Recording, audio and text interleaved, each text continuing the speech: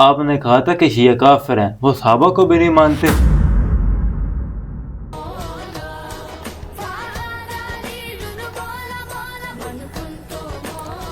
ہاں بول طارق، دروازہ کھلے گیا، آ جاؤ۔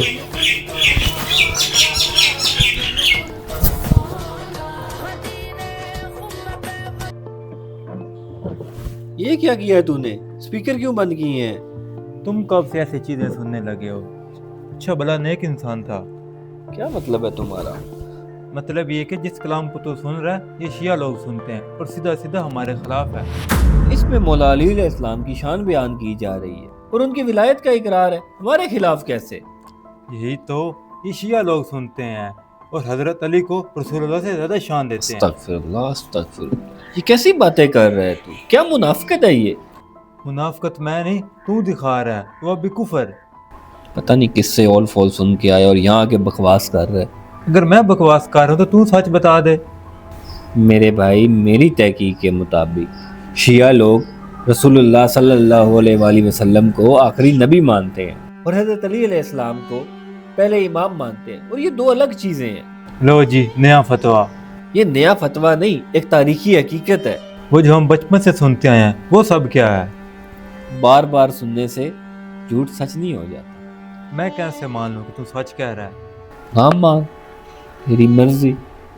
مولوی صاحب، آپ نے کہا تھا کہ شیعہ کافر ہیں، وہ صحابہ کو بھی نہیں مانتے اور نہ ہی رسول اللہ سے عقیدت رکھتے ہیں۔ تو اس میں جھوٹ کیا ہے؟ لیکن علی تو کچھ اور کہہ رہا تھا۔ کون علی؟ اپنا علی، چچا صدیق کا۔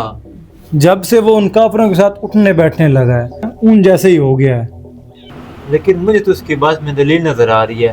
کوئی کچھ بھی کہے گا اور تو مان لے گا؟ چل میرے ساتھ۔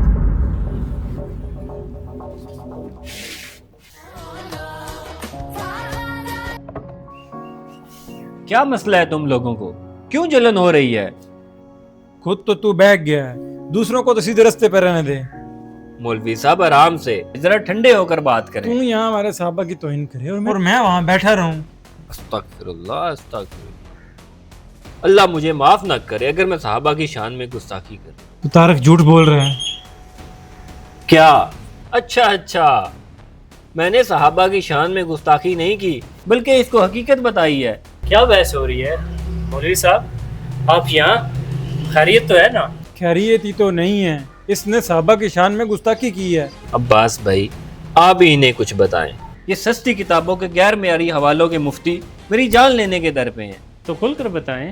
اس نے کہا ہے حضرت علی اللہ کی طرف سے خلیفۃ بلا فصل ہے۔ تو اس میں گستاخی کہاں ہے؟ گستاخی یہ ہے کہ رسول اللہ کی شان گھٹائی گئی اور صحابہ کی توہین کی گئی ہے۔ اچھا، تو یہ معاملہ ہے۔ ابھی آپ لوگ جائیں، شام کو آئیے گا، کھل کر بات کریں گے۔ دیکھو عباس، بات یہ ہے کہ میں کہہ رہا ہوں نا، آپ مطمئن رہیں، آپ لوگ جائیں، شام کو کھل کے بات کریں گے۔ چلو طارق۔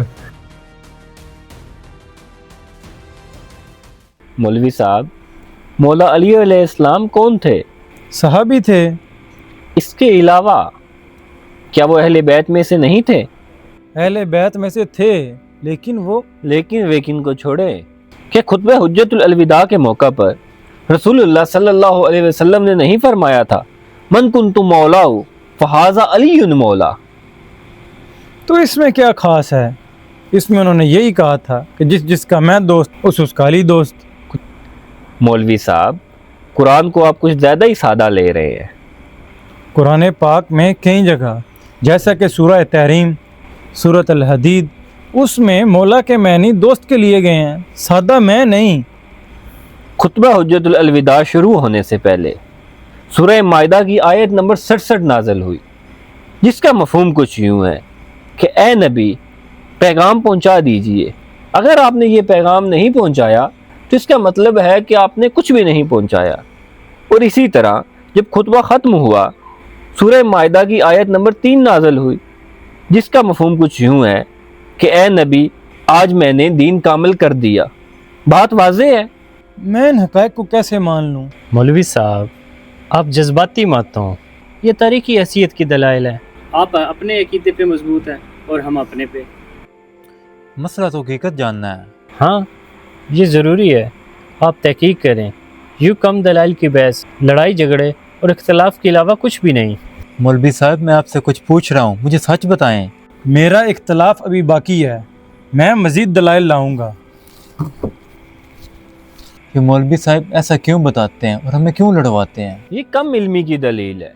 کوئی بھی مہذب عالم دین لڑائی جھگڑے اور تفرقے کی بات نہیں کرتا، جہاں پہ اختلاف ہیں بھی انہیں بھی مہذب انداز میں پیش کرتا ہے۔ تفرقے میں نہ پڑو، یہ قرآن کا حکم ہے۔ آج خوشی کا دن ہے، خوشی منائیں۔ بالکل،